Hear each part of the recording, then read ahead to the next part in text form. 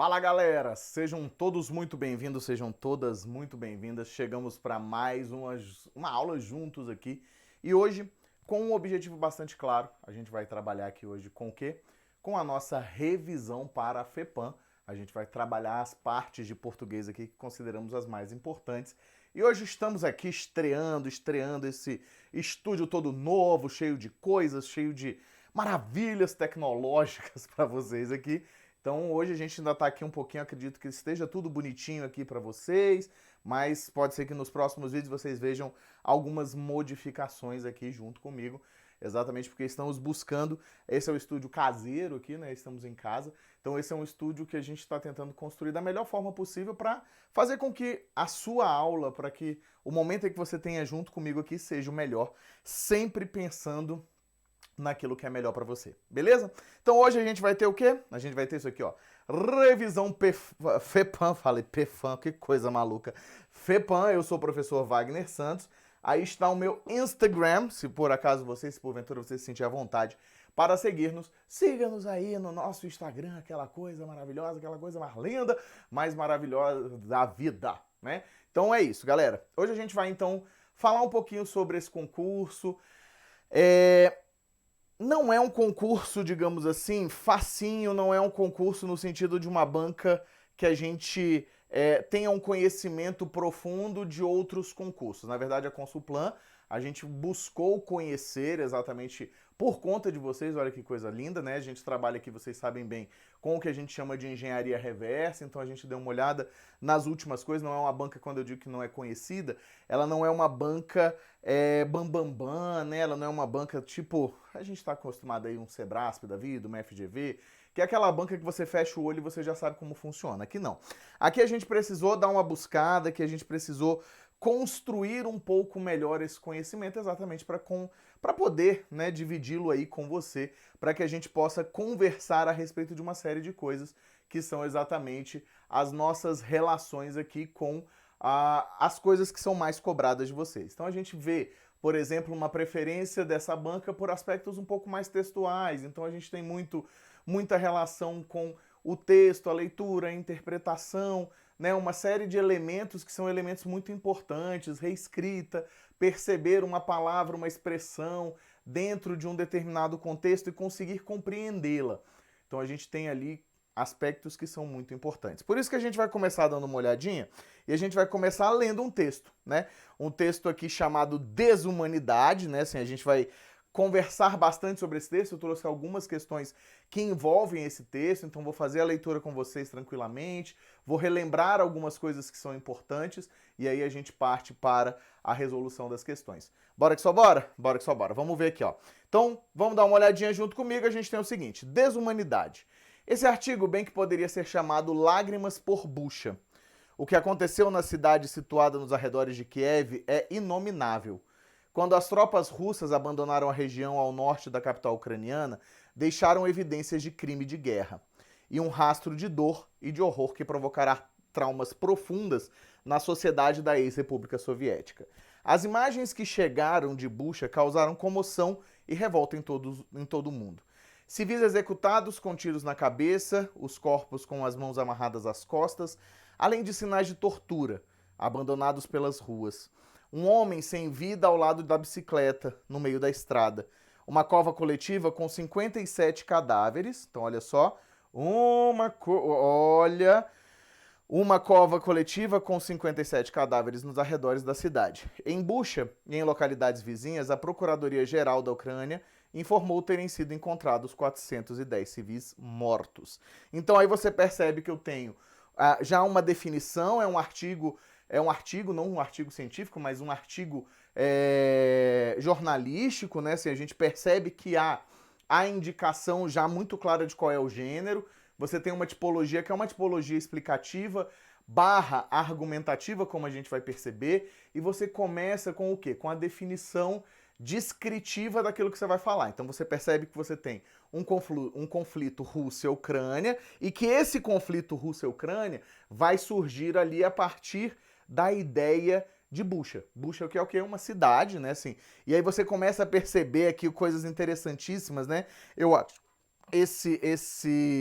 elemento muito interessante quando a gente pensa, por exemplo, e começa sempre olhando, né? E esse é um dos nossos começos de vida, pensando aqui, ó, desumanidade, né? Então a gente está falando sobre um título que já vai entregando aquilo que vai ser tratado. Então você tem um contexto de guerra, você já percebeu pela descrição inicial que você tem o quê?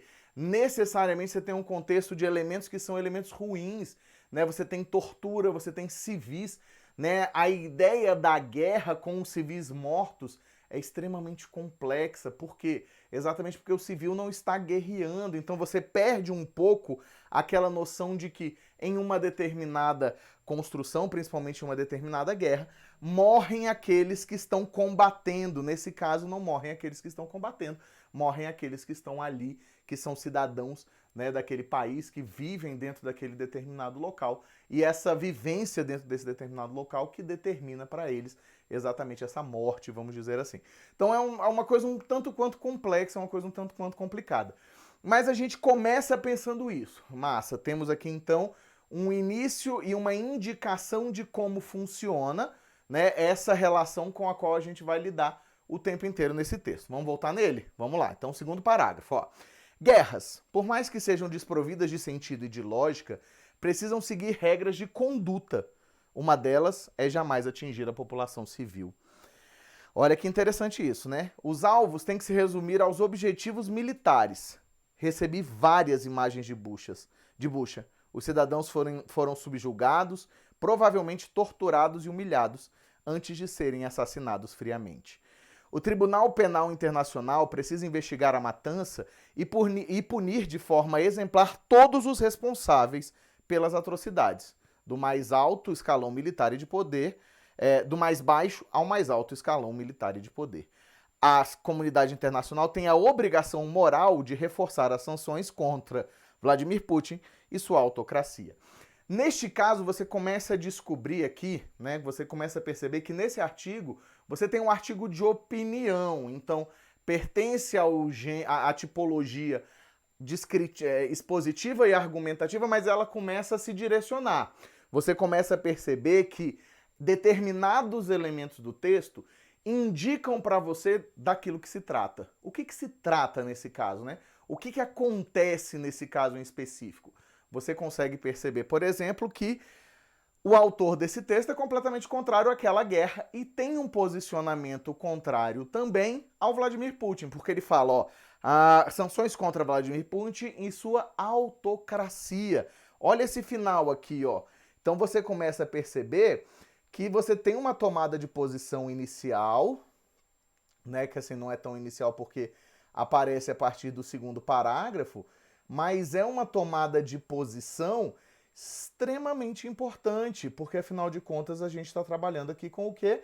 A gente está trabalhando aqui com relações muito claras de que, gente, olha só que maravilha, estamos trabalhando aqui com elementos que são elementos claramente posicionados. Então temos uma posição sendo tomada por parte do autor. Interessante isso. Vamos dar uma passada em frente? Vamos ver qual é o segundo? E aí vale a pena lembrar para vocês que aqui a gente está falando sobre a guerra Ucrânia, né? A guerra da Ucrânia versus a Rússia, extremamente atual, de 2022. Então a gente tem ali um contexto de muita atualidade, né? A gente acaba tendo uma relação bastante próxima e que é muito comum desse tipo de prova, né? Assim, essas provas elas costumam trabalhar quase que sempre, não vou dizer sempre, mas assim, quase sempre com elementos que sejam mais próximos da nossa realidade.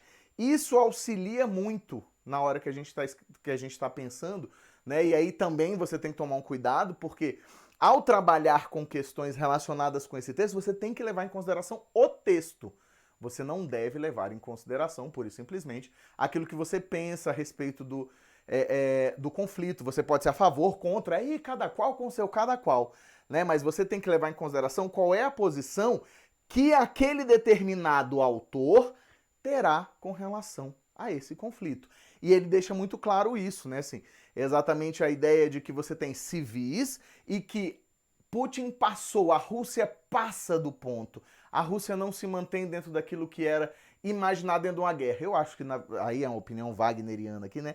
O Wagner pensa que não é legal guerra não é legal e que, de qualquer forma, você tem um problema quando a gente está falando sobre guerra. Mas não é o Wagner que interessa. A gente vai entender que ele fala que a Rússia é culpada de uma série de crimes. Ele já está falando isso, ele já dá esse indício muito claro, né? Ele já demonstra claramente como é que isso se funde na nossa cabeça. Vamos lá, voltar lá, ó. Não se trata mais de Putin sentir-se ameaçado pela expansão da Organização do Tratado do Atlântico Norte rumo ao leste da Europa. O que está em questão aqui é a existência de provas cabais de crimes de guerra e de crimes contra a humanidade. A guerra, que muitos querem justificar como legítima, está assassinando civis, que nada tem a ver com pretensões políticas ou militares de Putin e do presidente ucraniano Volodymyr Zelensky. São pais, mães, filhos executados a sangue frio e sem piedade.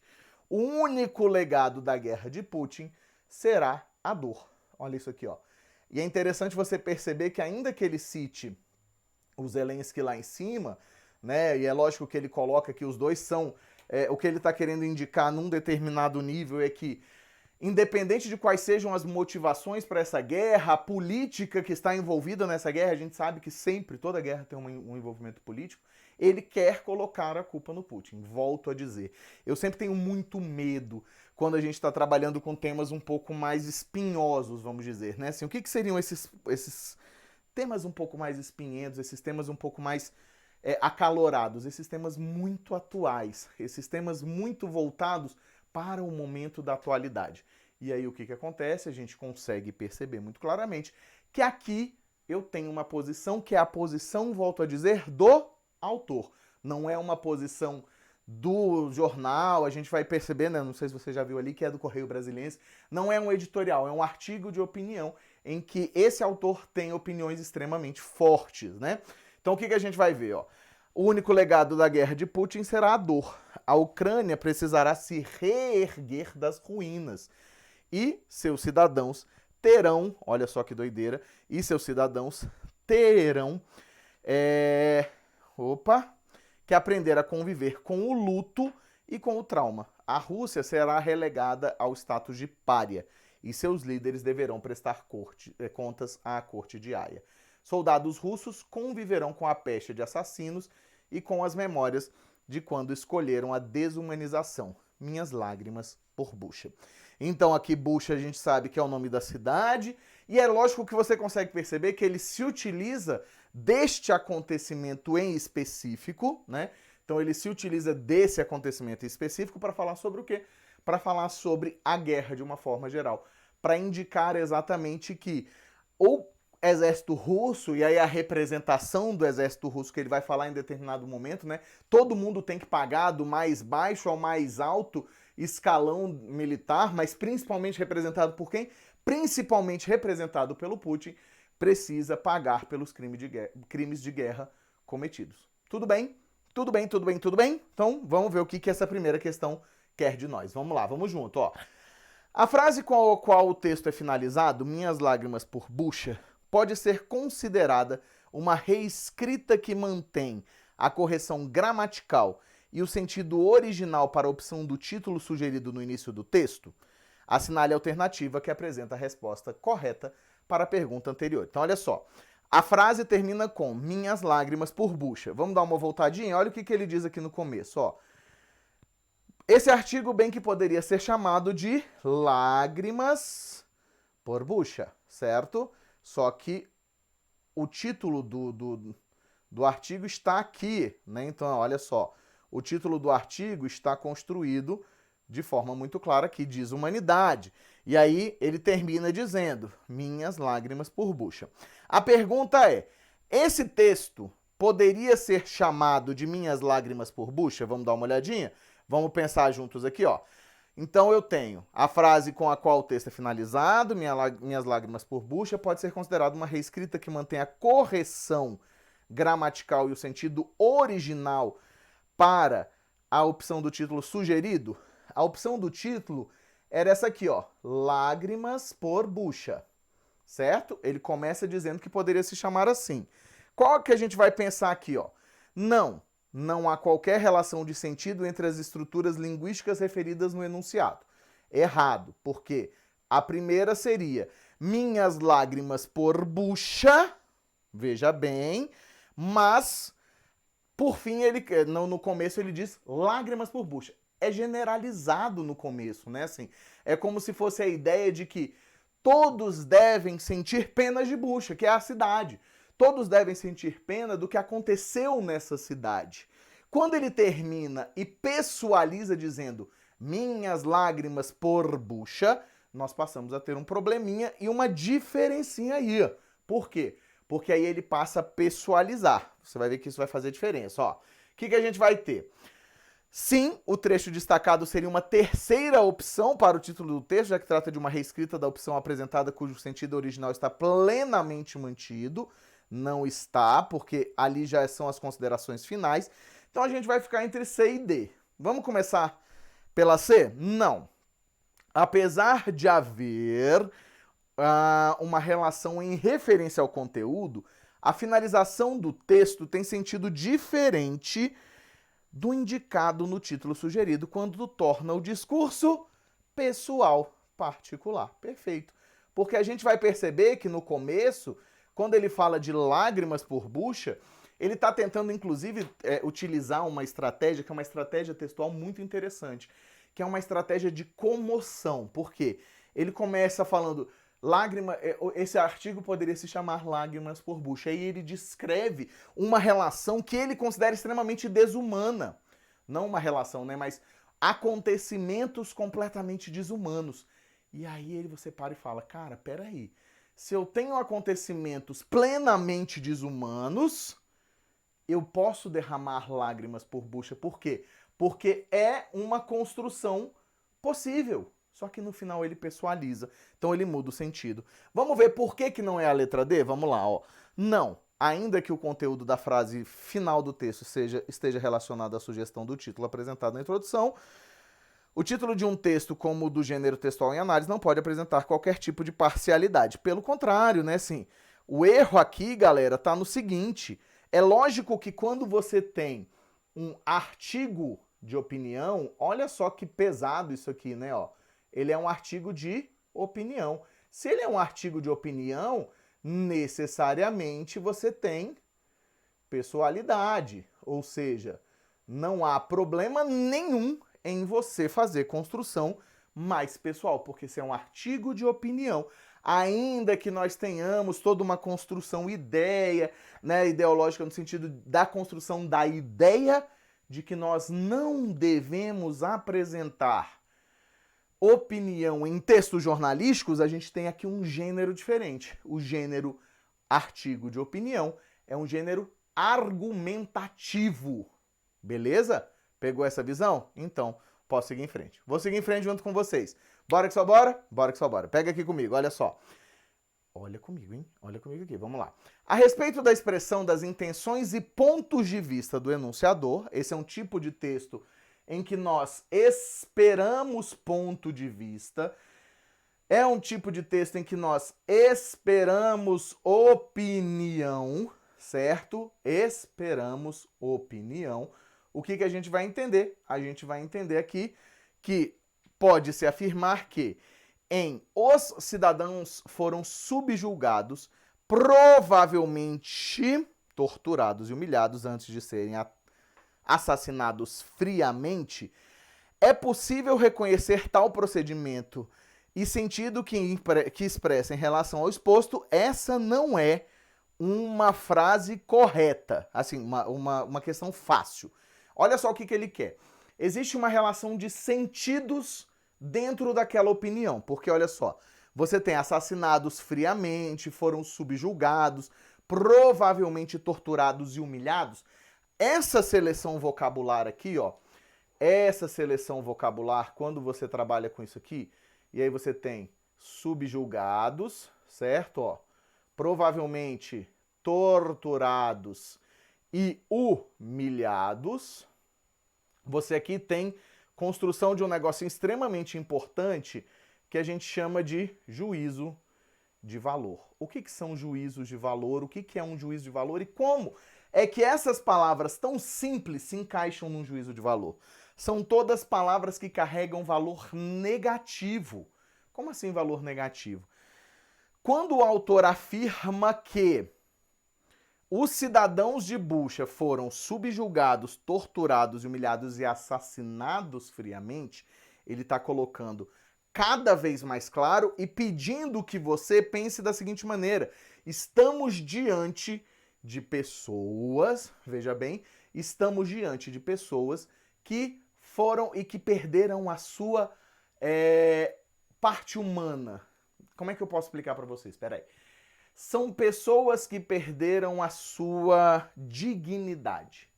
Você faz de tudo para eliminar a dignidade daquelas pessoas. Essa eliminação de dignidade é exatamente o juízo de valor, exatamente para causar em você, leitor, assim como em mim, leitor, né, também como leitor desse texto, exatamente a pena, né? Você fala, caraca, os caras foram subjugados, ou seja, eles não tiveram oportunidade de reação. Quando não se tem oportunidade de reação, a coisa não é boa, a coisa não é positiva. Então temos problemas sérios aqui. Né? Então, assim, esses problemas é que são as construções mais tensas. Tudo bem? Então pegou aqui essa visão junto comigo. Vamos ver o que a gente vai ter. Olha só. Aí ele está perguntando o seguinte: é possível reconhecer tal procedimento? Então, expressão das intenções e pontos de vista do autor. Anterioridade e provocação. Essa aqui, ó, você tem uma... Vai deixar marcadinho aqui porque é possível. Ceticismo e obrigatoriedade, não. Por quê? Essa palavrinha aqui, ó, é muito importante. Provavelmente vai indicar exatamente que houve uma possibilidade. Então não quer dizer que ele tenha certeza, nem que houve obrigação de tortura e humilhação, ainda que as duas coisas caminhem juntas. Por isso que a outra alternativa que está incorreta vai dizer ali sobre duplicidade. É como se fosse assim, dentro dessa construção, para piorar toda a situação, não basta terem sido assassinados de forma fria, eles também foram torturados e foram humilhados.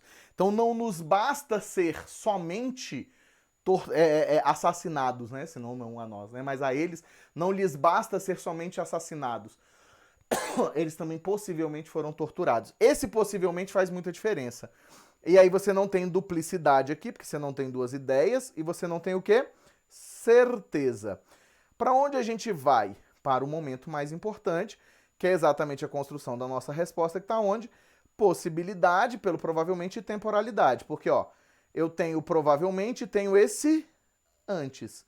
Então, aqui na construção, eu tenho o que nós chamamos de construção de sequência. Então, você tem o fato de que eles vão ser, ó, subjugados, provavelmente torturados e humilhados antes de serem assassinados. Então, você tem uma possibilidade, você não tem certeza de que houve tortura e humilhação, e se houve isso, acontece, obviamente, antes da morte. Não que a humilhação possa acontecer somente antes da morte, principalmente quando a gente trabalha com a ideia de que há muitas pessoas que, pelo simples fato de humilhar, né, assim, vão fazer coisas com os cadáveres que não deveriam ser feitas. Tudo bem? Então aqui, ó, a gente percebe que teria anterioridade, mas não tem essa provocação.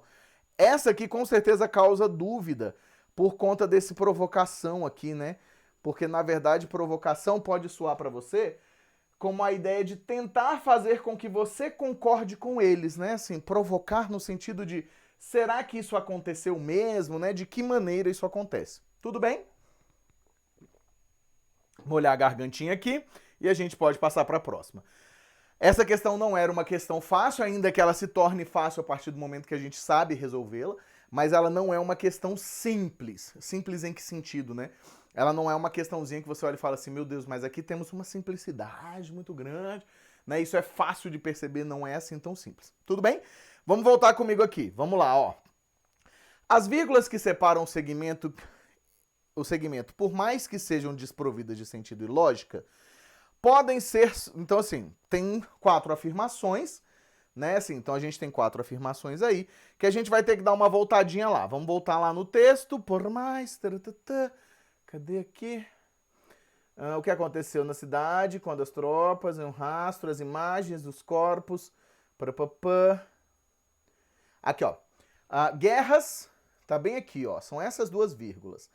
Por mais que sejam desprovidas de sentido e lógica, precisam seguir regras de conduta, certo? Então, o que acontece nesse caso aqui? Eu tenho aquelas 2 vírgulas sendo colocadas para quê? Para acrescentar um elemento que está fazendo uma ressalva. Né? O que é uma ressalva? É um comentário.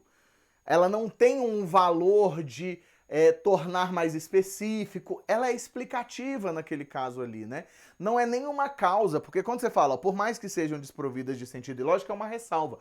É como se você dissesse, toda guerra não tem sentido e lógica, então você está acrescentando uma explicação. Então, nesse caso, como você explica, você precisa destacar toda a ressalva que é feita, né?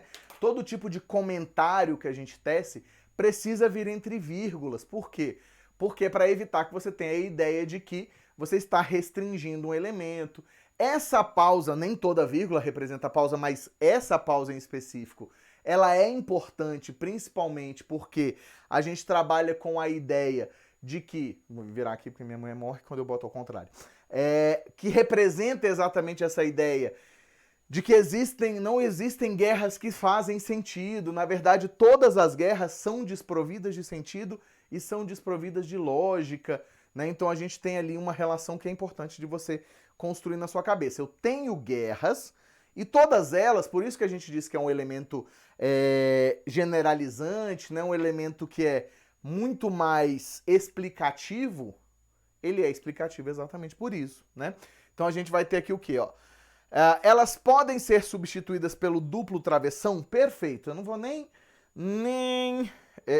discutir muito mais do que isso, porque naquele caso, duplo travessão, você consegue, né? Você tem que substituir as 2, por isso que ele fala em duplo travessão.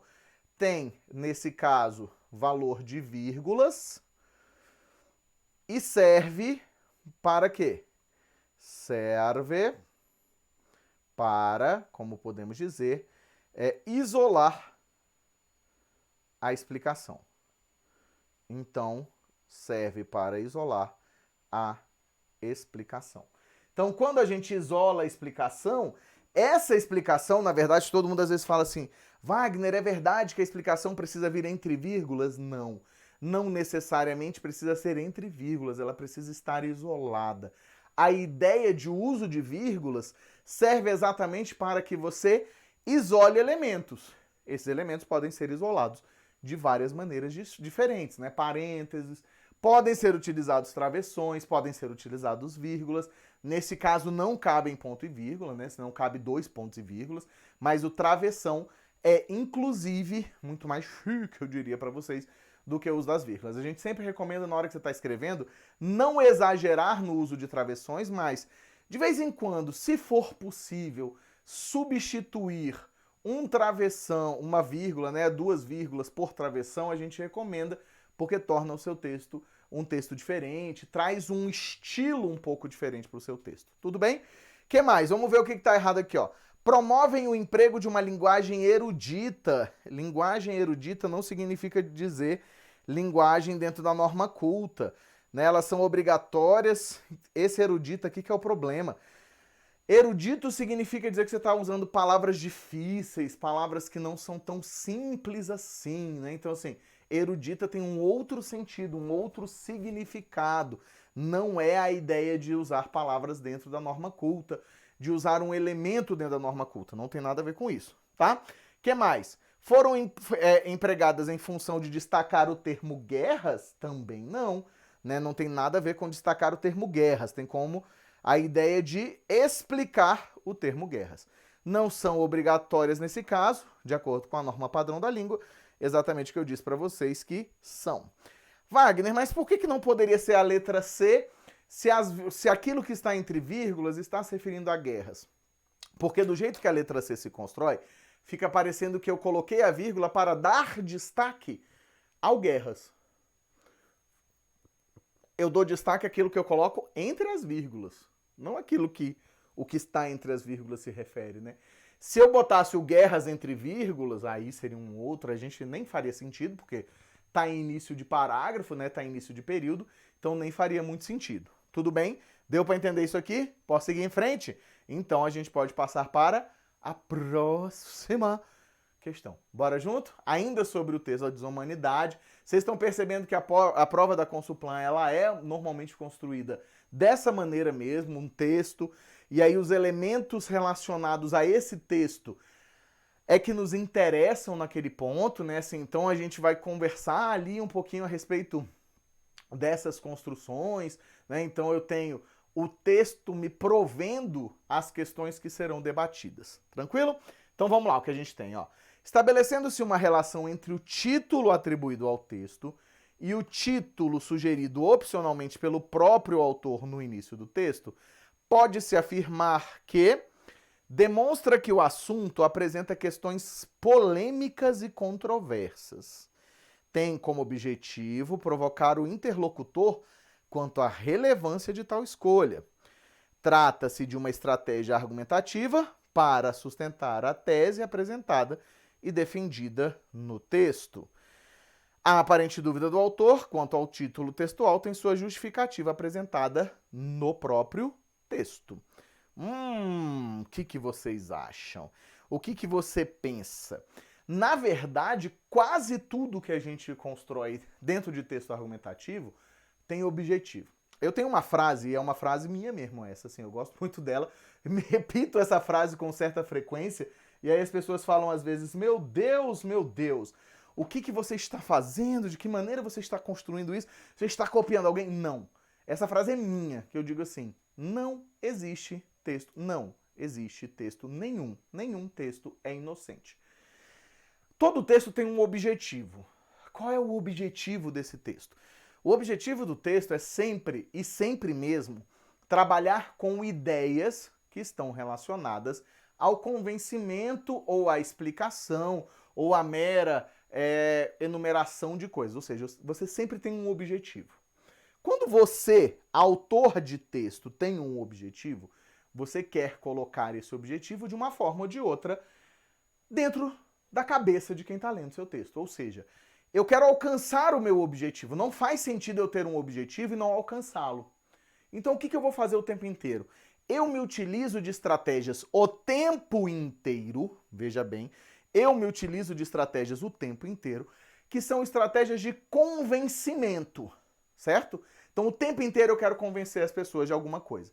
Esse convencimento e essa tentativa de convencimento é extremamente importante, porque tudo vai construir-se em direção àquilo. Então, quando você faz uma construção de escreva um texto, o título do texto já me mostra o caminho desse texto. Eu estou falando de desumanidade. Eu ainda não falei de tema, quando eu coloco desumanidade, eu não falei de absolutamente nada. Eu simplesmente indico que aquilo que eu vou tratar não é uma coisa boa. E aí eu começo dizendo o seguinte, esse artigo bem que poderia se chamar Lágrimas por Bucha.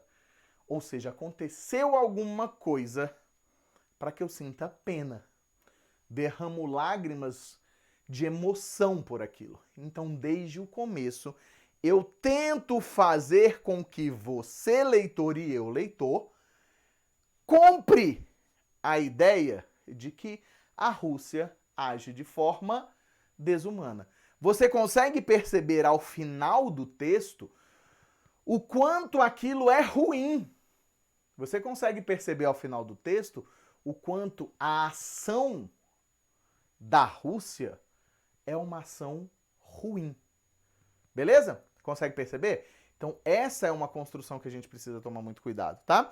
Vamos ver o que a gente tem aqui então, ó. Demonstra que o assunto apresenta questões polêmicas e controversas? Sem dúvida nenhuma apresenta, mas não é isso que essa possibilidade nos apresenta. Ele está falando de relação entre título, não é o texto. Cuidado, ó. Relação entre o título atribuído ao texto e o título sugerido opcionalmente. Então, não é o que o texto quer dizer, mas o que isso aqui, ó, qual é a relação? Por que ele dá um título e diz que quer dar outro título, né? Então, calorzinho aqui. O que é essa relação? Por que a gente está lidando com isso dessa forma? De que maneira eu posso te trazer para dentro da minha opinião? Como é que eu consigo te trazer para dentro da minha opinião? Eu consigo te trazer para dentro da minha opinião a partir do momento que eu faço o quê? A partir do momento que eu faço uma construção e eu já mostro para você que eu estou lidando com um fato tenso, um fato complicado. Tudo bem? Então vamos lá, ó. Tem como objetivo provocar o interlocutor quanto à relevância? A escolha não é relevante. Mas olha esse último aqui, ó. Esse penúltimo. Trata-se de uma estratégia, do grego estratégia, argumentativa para sustentar a tese. Ah, interessante, ó. E vamos ver por que não é o último. A aparente dúvida do autor quanto ao título textual tem sua justificativa apresentada no próprio texto. Então, aqui, essa é o que nós chamamos de distratora. Por que ela é a distratora? Exatamente porque ele realmente apresenta no texto, né? Ele realmente constrói. Só que você consegue perceber muito claramente que, ao construir, como eu estava explicando para você, ele coloca essa possibilidade de dúvida, né? Assim, ele coloca essa possibilidade de termos um outro título para o texto. Por quê? Para poder explicar no texto? Não. Para já desde o começo conseguir fazer com que você, leitor, eu, leitor, tenhamos uma visão sobre aquilo que vai ser defendido. Ali a gente teria essa possibilidade. A banca marca a letra D, mas cabe recurso facilmente isso aqui, tá? Mas é facilmente mesmo. Bora passar para a próxima? Vamos junto para a próxima questão. Então você está percebendo que um texto gera várias questões. Você pôde perceber até agora que a gente não teve nenhuma questão de gramática, gramatiquinha mesmo. O que eu chamo de gramática, gramatiquinha? Aquela gramática de dizer assim, ah, qual é o sujeito da oração? Qual é o objeto direto? Não tem. É uma prova muito mais textual, o que é muito positivo, né? Porque, assim, de uma forma geral, a gente lida melhor com interpretação do que necessariamente... Olha que bonita essa... Ah, bonita. Do que necessariamente a gente vai lidar ali com a parte de gramática específica, tá? Vamos junto, vamos pegar aqui a próxima questão, ó. Em relação à linguagem utilizada no texto, pode-se afirmar que a variedade linguística aplicada caracteriza o emprego da linguagem técnica. Opa! Houston, we have a problem. Qual é o problema aqui, ó? Linguagem técnica. Não temos linguagem técnica nesse caso, né? Na verdade, a gente não tem nenhuma incursão de linguagem técnica. O que é linguagem técnica, gente? É se você fosse tratar de guerra e você falasse assim, sobre o fronte da guerra, e aí as Blitzkriegen, né? Então, se você trabalhasse com um vocabulário, com uma linguagem específica de quem entende de guerra. Nesse caso, não. O texto tem como objetivo aproximar o leitor daquilo que ele está afirmando ali. O texto tem como objetivo afirmar o seguinte, eu tenho um leitor e eu quero que esse leitor compre a minha noção. Qual é a minha noção? A de que a Rússia é negativa. De que a Rússia se comporta de uma forma negativa. Se eu quero construir que a Rússia se comporta de uma forma negativa e eu quero atrair o leitor leigo, eu vou usar uma linguagem técnica? Não. A gente usa linguagem técnica para público técnico. Ou então, se você bocalmente, assim como a gente costuma dizer, quer tirar onda. Se você quer demonstrar que sabe do que você está falando. Aí você costuma se utilizar de uma linguagem extremamente técnica. É lógico que é diferente. Por exemplo, se você está fazendo agora, como agora acontece aí.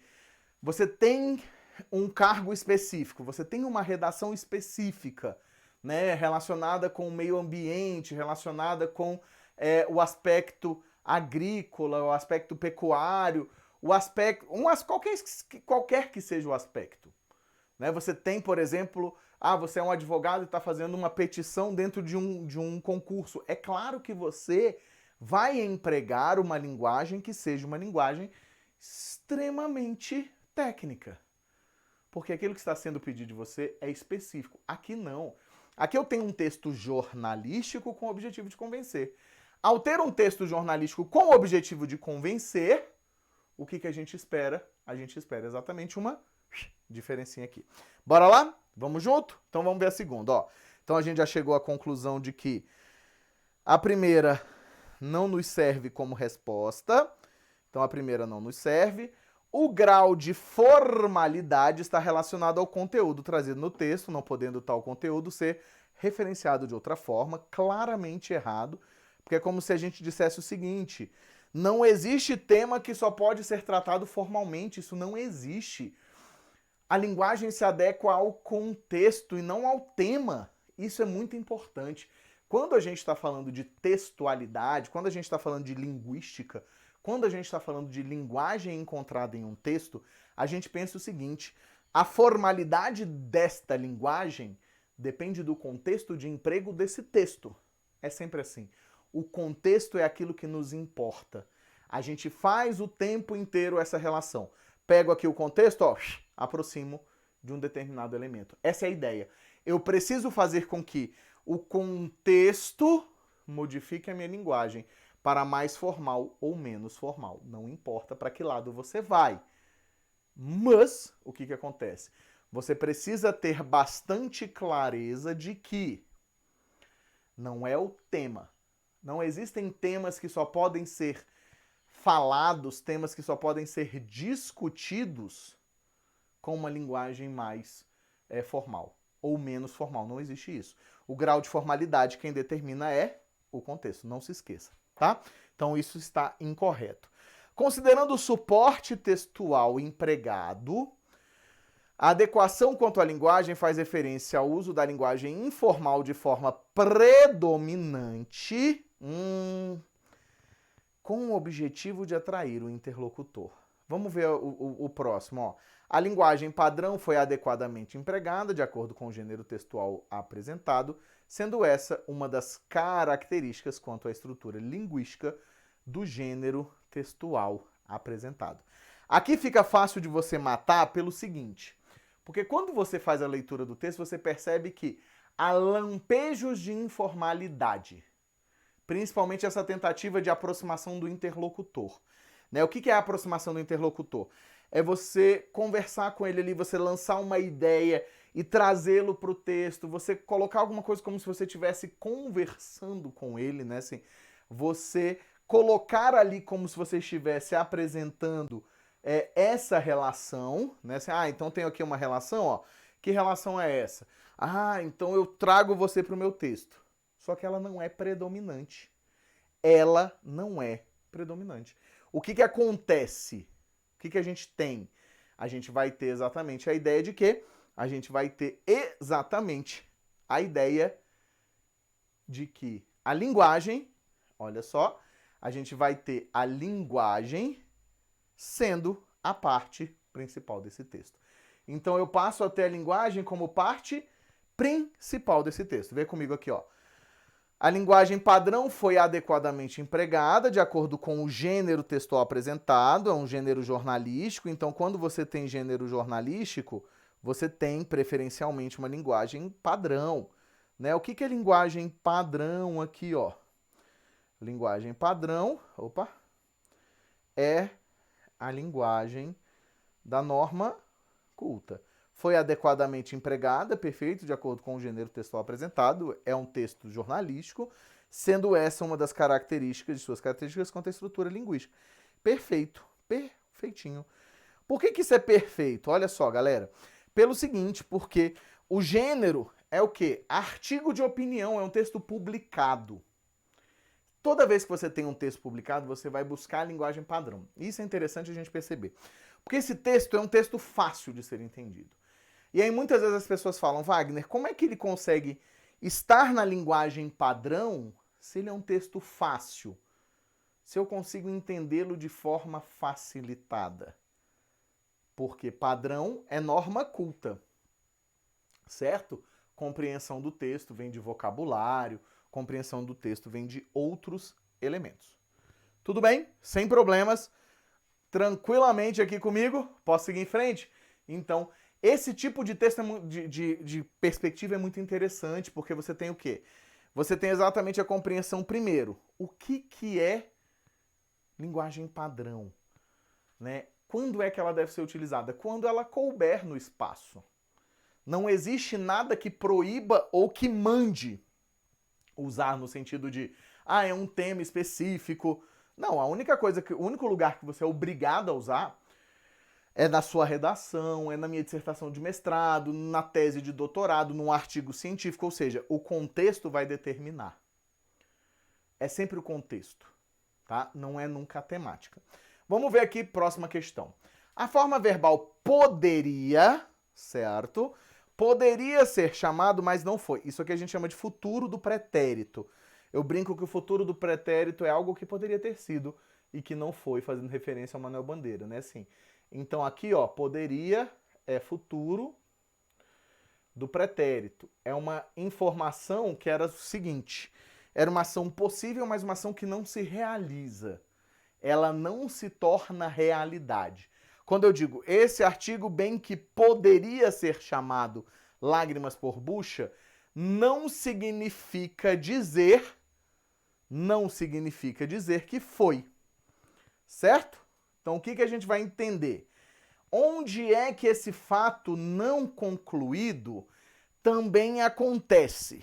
Ó, tu foste feliz em uma época diferente, uma época distante. Esse fato já se concluiu, né? Aqui, ó, eu tenho eu fui, tu foste, né? Ou seja, você tem ali uma construção de pretérito perfeito, eu fui, tu foste.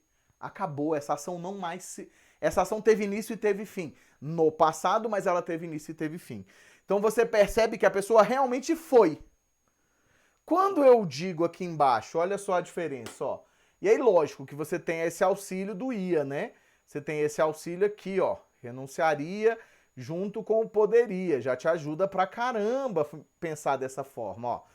O diretor disse que renunciaria ao cargo ontem. Significa dizer que ele renunciou? Não.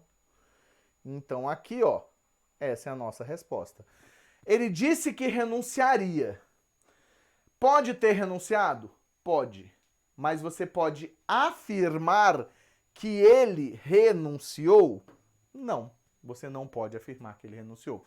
Você tem a ideia de que ele pode ter feito com que essa ação chegasse ao fim. Mas não necessariamente fez. Ele renunciaria não significa dizer que ele renunciou, tá? Que mais? Olha só. Ele estivera naquela região, lembro-me perfeitamente. Também não serve como resposta pra gente, exatamente porque estivera, assim como amara, os dois aqui, ó, são pretérito, o que a gente chama de mais que perfeito. Então, quando eu digo que eu tenho pretérito mais que perfeito, significa dizer uma ação anterior e já encerrada.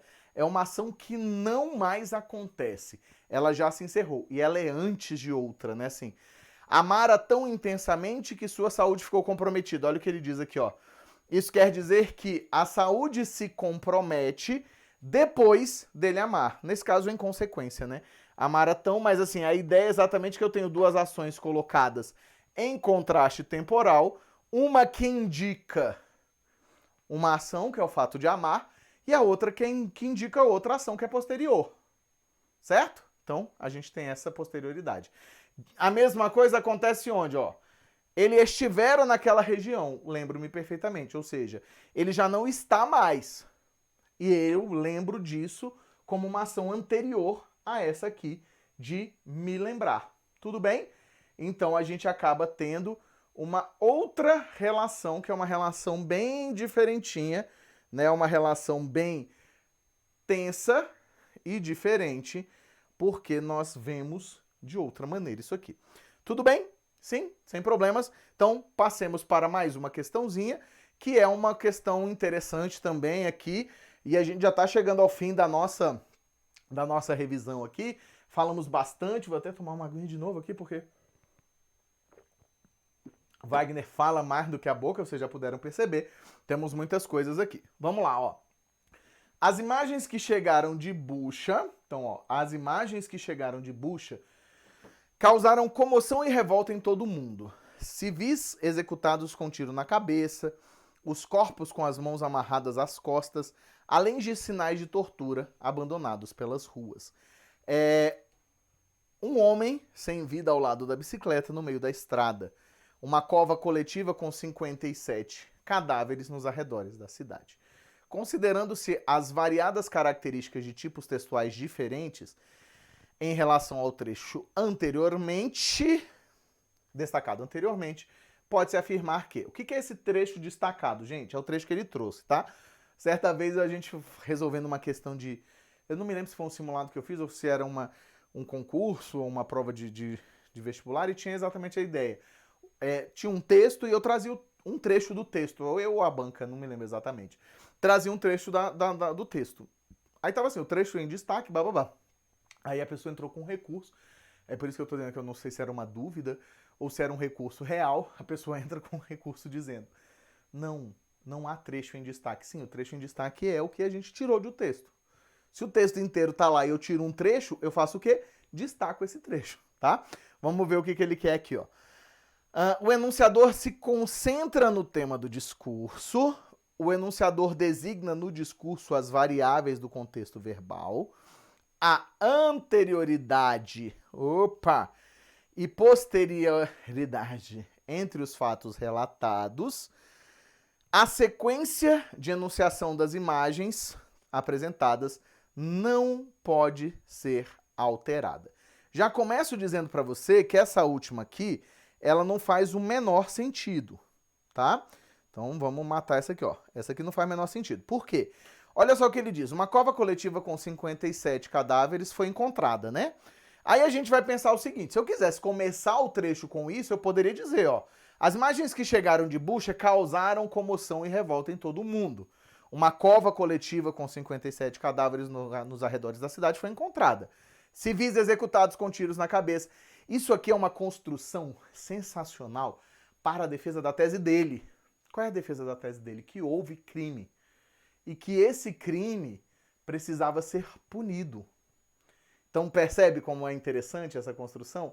Então você tem ali uma tentativa de quê? De comoção, e aí você monta um cenário. A gente costuma dizer isso. Aí você pode falar, Wagner, então esse texto é descritivo? Não, ele tem um trecho descritivo. Mas ele é um artigo de opinião. Tudo bem? Tem essa diferença. Ele tem um trecho descritivo, ainda que dentro de um texto argumentativo. E mais do que argumentativo, texto, artigo de opinião, ele é um texto persuasivo. Ele tenta fazer com que você mude de ideia, tá? Vamos ver, ó. O enunciador se concentra no tema do discurso. O enunciador designa no discurso as variáveis do contexto verbal? Não. Vamos ficar aqui, ó, entre a alternativa A e a alternativa C.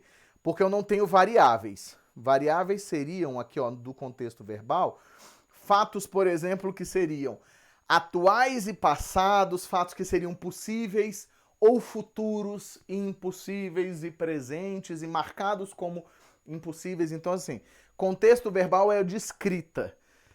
As variáveis do contexto verbal não tem variáveis ali. Não é no sentido de variáveis do contexto. É variáveis no sentido de gênero, né? O enunciador se concentra no tema do discurso ou a relação de anterioridade e posterioridade entre os fatos narrados. Não vai ser a letra C pelo seguinte, porque ele só fala do passado. Não tem essa noção, ó, anterior e posterior. Por que não há essa relação de anterior e posterior, Wagner? Porque ele já começa a dizer, as imagens que chegaram e causaram comoção, ou seja, está tudo no passado. Tudo isso já aconteceu, inclusive a nossa comoção. A comoção já foi causada, tá? Não temos comoção naquele momento. A comoção já foi causada. Tudo bem? Pegou essa visão aqui comigo? Beleza. Então, onde é que a gente vai estar? Ó, o enunciador se concentra, o enunciador é quem escreve, né? Se concentra onde? No tema do discurso. O que significa dizer? Que significa que a gente vai ter a comprovação do que ele quer dizer a partir daquilo que ele está dizendo. Ele traz essa exemplificação e essa descrição serve para ele mostrar exatamente o quão desumano foi o que aconteceu naquela região, naquela cidade. Tudo bem? Deu para entender? Bora que só bora. Chegando onde? Última questãozinha. Vamos chegar na última questão. E essa nossa última questão é sensacional. Vamos lá. Para a última questãozinha. De acordo com o último parágrafo do texto, o que eu vou fazer? Vou, olhando para vocês aqui, vou voltar lá no texto rapidinho. O último parágrafo do texto nos diz o seguinte. Olha só, onde eu vou abrir aqui, ó. O único legado da guerra de Putin será a dor. A Ucrânia precisará se reerguer das ruínas e seus cidadãos terão que aprender a conviver com o luto e o trauma, A Rússia, olha só, a Rússia será relegada ao status de pária e seus líderes deverão prestar contas à corte de Haia. Soldados russos conviverão com a peste de assassinatos e com as memórias de quando escolheram a desumanização. Minhas lágrimas por Bucha. Então, este é exatamente onde ele fecha, onde você percebe claramente qual é o objetivo dele. E aí, esse parágrafo, que é um parágrafo muito bem fechado, né, ele fecha completamente e de forma bem tranquila tudo o que veio antes. A gente começa a pensar assim, tá, Wagner, e agora? Pega comigo essa visão aqui, ó. Então, de acordo com esse último parágrafo, há um contraste entre as ações propostas pelos envolvidos no conflito e as ações por eles realizadas. São apresentadas propostas de intervenção para o assunto do tratado, mas apenas um agente para sua realização. O autor é categórico em suas afirmações acerca das situações futuras envolvendo adversários em situação de conflito. A partir de uma sequência de possibilidades, o autor demonstra sua preocupação com a atual situação dos países envolvidos no cenário por ele retratado. E aí, o que vai acontecer? Nesse último parágrafo, não existe nenhuma relação como na letra A propõe, que é a ideia de ações propostas pelos envolvidos. Não, é uma guerra. A ação proposta pelos envolvidos ali naquele momento é guerrear. Isso está acontecendo, tá? Então aqui, ó, não é a letra A. Você já chega aqui e faz fuel, não é você. São apresentadas propostas de intervenção para o assunto. Também não, né? A gente vai perceber o seguinte, ó. O autor é categórico. Categórico.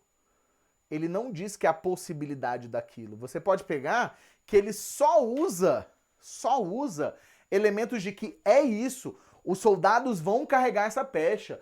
Os líderes serão julgados em Haia. Ele não constrói em nenhum momento possibilidades. Ele é categórico. Ele afirma que é isso que vai acontecer. A Ucrânia vai precisar se reconstruir toda despedaçada. E aí, a última aqui não tem como. Ó. A partir de uma sequência de possibilidades, o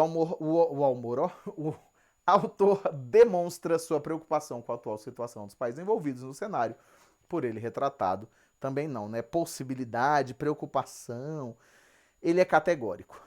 Ainda que você possa dizer, mas Wagner, não é possível ser-se categórico nesse momento. Não importa, gente. A gente não está trabalhando aqui com possibilidade com o que a gente pensa, mas com aquilo que o autor disse. Tudo bem? Chegamos então ao fim da nossa aula. Quero agradecer imensamente a presença de vocês, chamá-los mais uma vez, convidá-los mais uma vez a me seguir aí no meu Instagram. Ali temos várias informações, várias coisas que são disponíveis e colocadas à disposição de vocês para a hora que vocês precisarem. Eu estou por lá sempre que possível. Agradeço muito a presença de vocês, muito mesmo. E quero dizer o seguinte, confie em você. Chegue lá na hora de fazer a prova e saiba. Você se preparou da melhor forma que você pôde. Nem sempre ela vai ser a ideal no sentido de tudo aquilo que a gente cria como ideação. Mas é aquilo que você conseguiu fazer e isso é o suficiente para você dar o seu máximo. Chega lá, detona, galera, que eu tenho certeza. Eu confio em cada um de vocês que estão aqui comigo, me assistindo e se preparando nesse finalzinho. Chega lá e dá o seu máximo. Beleza? Valeu, galera. Um beijo, um queijo. A gente se vê na próxima. Fui!